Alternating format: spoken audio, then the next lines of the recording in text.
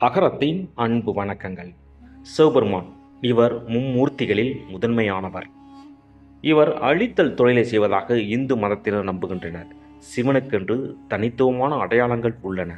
நெற்றிக்கண் கொண்டிருத்தல், கழுத்து நீல நிறமாக இருத்தல், நடைமுறையில் பிறை நிலவை கொண்டிருத்தல், நீண்ட சுருண்ட ஜடாமுடி வைத்திருத்தல், தலையில் கங்கை நதி பாய்ந்து கொண்டிருத்தல், உடல் சாம்பல் நிறமாக இருத்தல், புலித்தோலினை ஆடையாக அணிந்திருத்தல், இப்படி பல அடையாளங்களை சிவனுக்கு சொல்லலாம். மேலும் ஒரு கையில் உடுக்கை, மறுகையில் திரிசூலம், நந்தியினை வாகனமாக கொண்டிருத்தல், இப்படி பல்வேறு அடையாளங்களை சிவபெருமான் கொண்டிருந்தாலும் சுடுகாட்டில் வசிப்பவர் என்ற அடையாளம் சிவன் ஒரு கடவுள் என்பதனை தாண்டி ஒருவித பயத்தை நமக்குள் ஏற்படுத்தும். ஏன் சிவபெருமான் சுடுகாட்டை வாழ்விடமாக கொண்டுள்ளார்? அதற்கான காரணம் என்ன என்பதனை பற்றி தான் நாம் இந்த வீடியோவில் பார்க்க இருக்கிறோம். இன்று மனிதர்கள் பலரிடம் பொதுவாக நம்பிக்கை என்பது அறவே இருப்பதில்லை. பலரின் வாழ்வில் மரணம் நெருங்கும் அந்த கணம் அல்லது கிட்டத்தட்ட மரணம் நிகழ்ந்திருக்கக்கூடிய அந்த நொடிதான் அவர்கள் வாழ்விலேயே மிக தீவிரமான நேரமாக இருக்கிறது. இந்த தீவிரத்தை அவர்கள் வாழ்நாளில் வேறு எப்போதும் அனுபவித்திருக்க மாட்டார்கள். அன்பு, நேசம், பாசம், காதல், சிரிப்பு, சந்தோஷம், சோகம், துக்கம் என எதிலுமே அவர்களிடம் இந்த அளவிற்கு தீவிரம் தென்படுத்துவதில்லை. மரணத்தை தவிர எந்த இடத்தில் வாழ்க்கையின் அர்த்தம் மிக தெளிவாக விளங்குமோ அந்த இடத்தில்தான் சிவன் அமர்ந்திருப்பார். பொதுவாக சிவனை அழிக்கும் சக்தி என்று சொல்வார்கள். இது ஏதோ அவருக்கு நம்மளை அழிப்பதில் அவ்வளவு ஆசை என்று அர்த்தமல்ல. மயானத்தில் சிவன் நம்முடைய உடல் அழிவதற்காக காத்திருக்கின்றார். காரணம், பொதுவாக மரணம் என்றால் என்ன என்பது எவருக்கும் தெளிவாக புரிவதில்லை.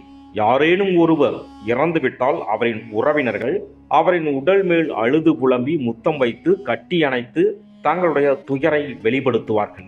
ஆண்டாண்டு காலம் சென்றாலும் மாண்டவர் திரும்பி வரமாட்டார் என்பது அனைவரும் அறிந்ததே.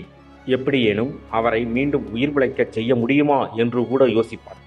ஆனால் அந்த உடலுக்கு நெருப்பு வைத்து விட்டால் அதன் அருகில் சென்று யாரும் நெருப்பை கட்டி அணைக்க முயலமாட்டார். இங்கு வாழும் பலரை நீங்கள் ஊசி வைத்து குத்திதான் சோகமாக்க வேண்டும் என்றில்லை. அவர்களை சும்மா தனியே விட்டாலே போதும், அவர்கள் துயரத்தில் ஆழ்ந்து விடுவார்கள். அவர்களின் சுய பாதுகாப்பு கவசம் அளவு கடந்து அதிகரிப்பதால் அதன் இறுக்கம் வாழ்க்கை என்ற ஒன்று நடப்பதையே தடுக்கும் வகையில் அமைந்துவிட்டது. உங்களுக்குள் தேவையான அளவிற்கு தீவிரம் இல்லாமல் போனது பிழைப்புதான் உங்களுக்கு முக்கியம் என்று நீங்கள் நினைத்து கொண்டால் அந்த உடலில் இரண்டு விதமான அடிப்படை சக்திகள் செயல்படுகின்றன. ஒன்று பிழைப்பை தூண்டுவது, மற்றொன்று எல்லையில்லாமல் விரிவதற்கு உந்துவது. பிழைப்பை தூண்டும் சக்திக்கு நீங்கள் முக்கியத்துவம் கொடுத்தால் அது மிதமான தீவிரத்திலேயே உங்களை செலுத்தும். பிழைப்பு என்றால் பாதுகாப்பாய், ஜாக்கிரதாய், ஆபத்து நேரிடாமல் செயல்பட வேண்டுமே. ஆனால் இதுவே எல்லையில்லாமல் விரிய நீங்கள் எண்ணிவிட்டால் உங்கள் முழு சக்தியும் ஒரே நோக்கமாக அதிலேயே பாயும்போது வாழ்க்கை அதன் முழு தீவிரத்தில் நிகழும். சுடுகாடு என்பது இறந்த ஒரு மனிதனுடைய வாழ்க்கையை முடிக்கும் இடமாகும். எல்லா வாழ்க்கையின் முடிவும் இதுதான் என்பதனை கூறும் இடம்.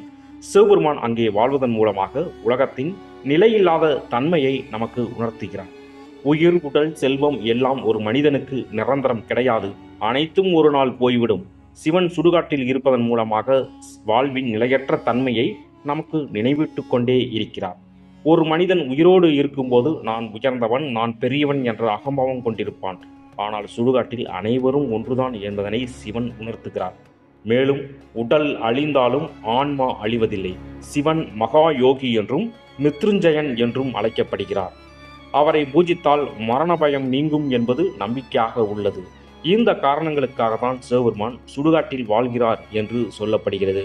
மேலும் இது போன்ற ஆன்மீக தகவல்கள், கோயில் வரலாறுகள் போன்றவற்றை தெரிந்து கொள்வதற்கு மறக்காமல் நம்மளுடைய சேனலை சப்ஸ்கிரைப் பண்ணுங்க. நன்றி.